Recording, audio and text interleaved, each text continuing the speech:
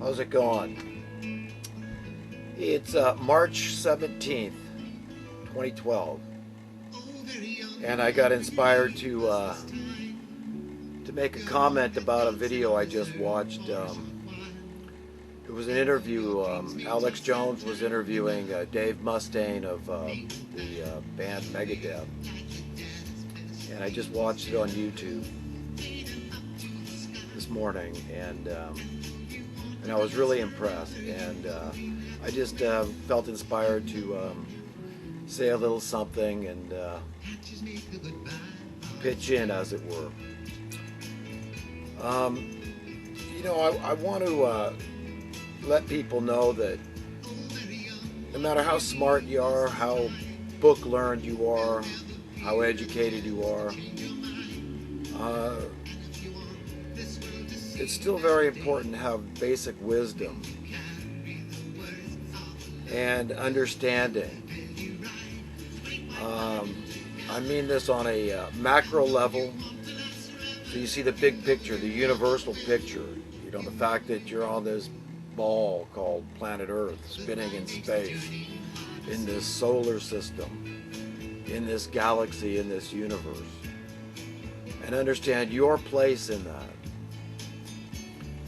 And also the micro picture, where you've got to look deep down inside yourself and understand what you're all about. And it's your choice. Nobody else can make that for you.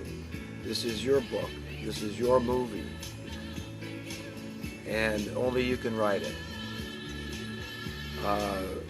You don't make all the rules, unfortunately. And you might not like the rules. I sure don't like the rules, because they're all slanted toward evil. But instead of getting sidetracked, I'd like to state a point as much as I can here, and just let you know one fundamental fact: that you are hated. Not by me. I learned some time ago that I love everybody. That as much as I might find them a despicable character, they might even be completely given over to evil, I still think I understand the heart and mind of God, that He still loves that person, as repugnant as they are, as their behavior is. And that we can embrace that same love for every single human being. It's just looking well within your own heart and soul to understand these things. You know, Jesus basically taught that we're all sinners. We're all the worst of sinners. We're all murderers. If you've ever held a grudge against somebody, in the eyes of God, you might as well be a murderer. So right there, you got to understand what you need to forgive yourself for, is from being the most despicable character. And understand that that same forgiveness is held out to every human being on earth, if they just turn from their wicked ways.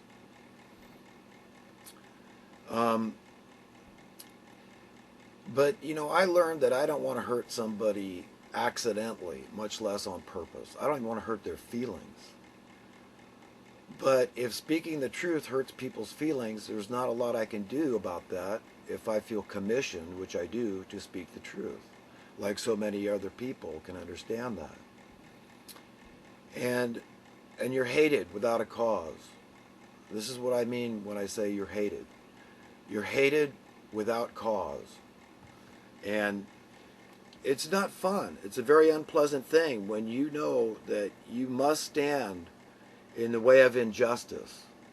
But in so doing, it's inevitable that you're standing in the way of power. The power of this world is wicked, and they want nothing to do with justice, peace, mercy. And it's a sad fact, but eventually the tide will turn. I'm having a hard time holding on in the meantime, like so many other people. I mean, events around the world are frightening, to say the least. Look in Greece. These poor people, they're so oppressed, they're homelessness, like in America, we got the same thing going on. And they're killing themselves, jumping out of windows and whatnot. I mean, this is horrific.